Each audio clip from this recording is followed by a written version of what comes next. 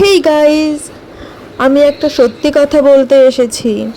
কথাটা হচ্ছে দাঁড়ো দাঁড়ো, ওয়েট ওয়েট।